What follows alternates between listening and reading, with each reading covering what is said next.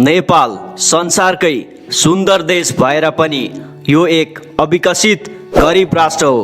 यो कुरा गर्दा र सुन्दा पनि हिन्नता बोध हुन्छ। वर्षौंदेखिको खराब सरकारी नीति र अस्थिर राजनीतिक पार्टीहरूको कारणले नेपाललाई एक गरिब राष्ट्र बनाएको छ। यो देशमा 25% भन्दा धेरै मानिसहरू गरिबीको रेखा मुनि बाँचिरहेका छन्।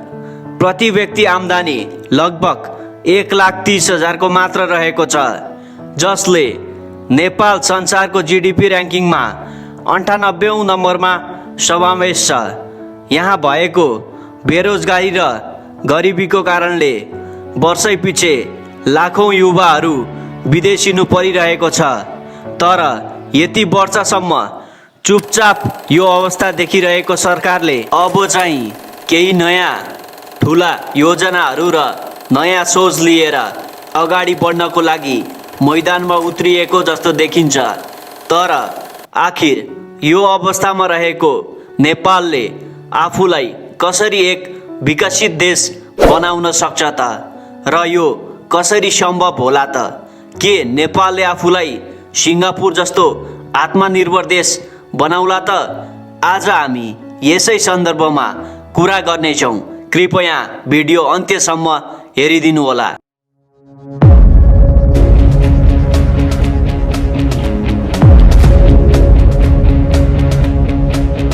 पहिलो नम्बरमा रहेको छ विकास बजेटको सही सदुपयोग। गत वर्ष 16 अर्ब 48 खर्ब बजेट सार्वजनिक गरिएको थियो, जसमा विकास बजेटको लागि 22.7% छुट्याइयो। तर यसको पनि 27% मात्र विकासको लागि छुट्याइएको थियो। बाँकी 73% पैसाको कुनै सदुपयोग गरिएको थिएन। यो समस्या वर्षौंदेखि निरन्तर हुँदै नै आइरहेको छ। सरकारले ठुलो सङ्ख्यामा विकासको बजेटहरू सार्वजनिक गर्छ, तर यो बजेटको पूर्ण सदुपयोग भने चाहिँ गर्दैन। यसको कारण भनेको चाहिँ प्रत्येक वर्ष नयाँ नयाँ योजनाहरू बन्दछन्।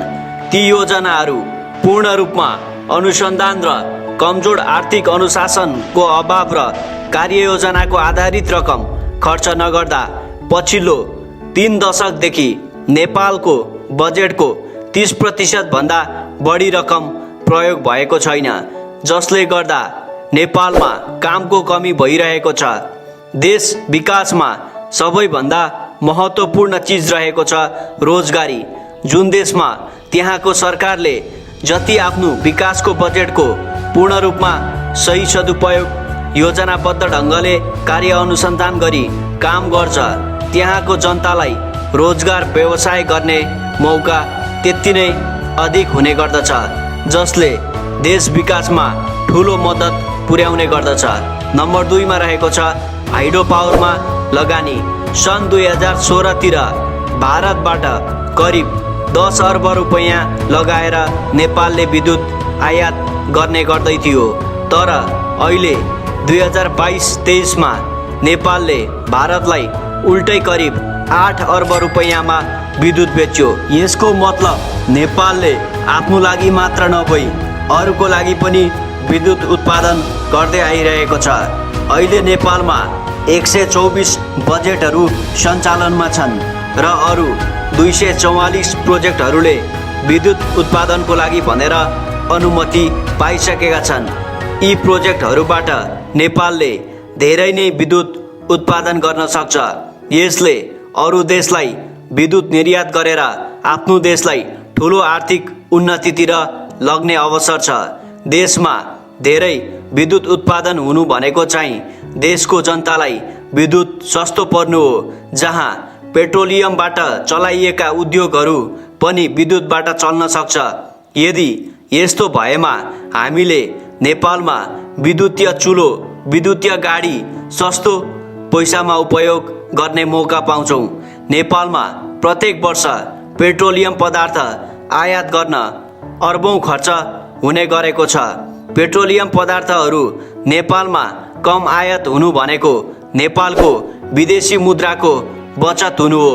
यो बचत विदेशी मुद्राबाट नेपालले अरू महत्त्वपूर्ण वस्तुहरू आयात गर्न सक्नेछ र पर्यटनको विकास भनेको संसारकै सबैभन्दा तीव्र रूपले बढिरहेको उद्योगहरूमा एक हो।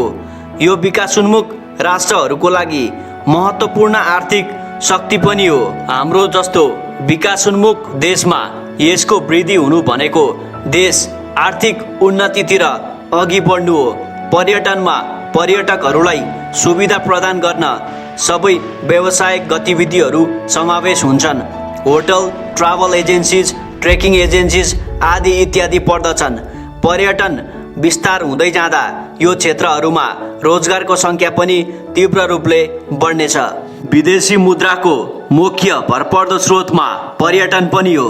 2010 देखि अहिलेसम्म नेपालले प्रति वर्ष 300 करोडसम्म आर्जन गर्दै आइरहेको छ।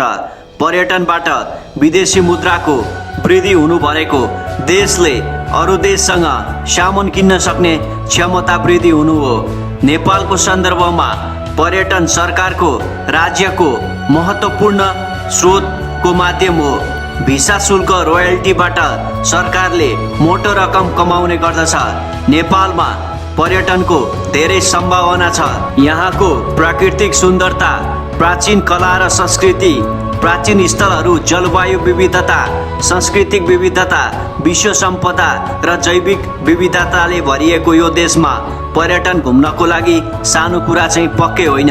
तर यति सुन्दर र सस्तो देश भए तापनि नेपालमा पर्यटनको विकास चाहिँ अहिलेसम्म राम्रो हुन सकेको छैन।